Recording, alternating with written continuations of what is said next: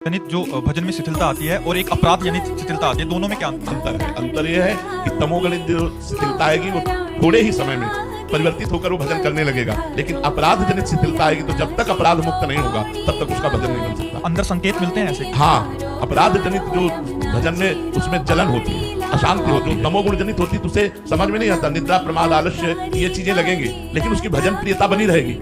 तमोगुण है, भजन नहीं हो रहा, लेकिन भजन प्रियता कि हमसे भजन नहीं हो रहा, भजन प्रियता बनी रहेगी और थोड़ी देर में भजन प्रियता जागृत हो जाएगी। लेकिन अपराधी की भजन प्रियता ही खत्म हो जाएगी और भोग प्रियता और जलन और अशांति एक चित्त में बहुत तरह के व्यवधान, वो जब तक अपराध मार्जन नहीं होगा तब तक उसका भजन नहीं होगा। बाजी बहुत से साधक ऐसे आते हैं क्योंकि एकदम भजन की शिथिलता आ जाती है तो फिर क्यों अपराध बन गया, समझ भी नहीं आ रहा कि तमोगुणी जनित मतलब शिथिलता है या मतलब तमोगुणी जनित 2-3 घंटा 4 घंटा, इसके आगे नहीं। तो 2-3 दिन तक अगर लगातार ऐसा अपराध या तो 2 दिन 3 दिन तक या तो भोजन अशुद्ध हो गया 2-3 दिन, और अगर इससे भी ज्यादा चलता है तो अपराध। महाराज क्या करें उस समय, हमें पूछ क्योंकि गुरुजनों तक पहुंच नहीं है कि हम पहुंच पाए और मतलब 2-3 दिन तक समझ नहीं आ रहा तो उस समय साधक क्या? देखो, जैसे तमोगुण बढ़ रहा है, हमको लग रहा है हमारे भजन में शिथिलता हो रही है, उपवास एक दवा है।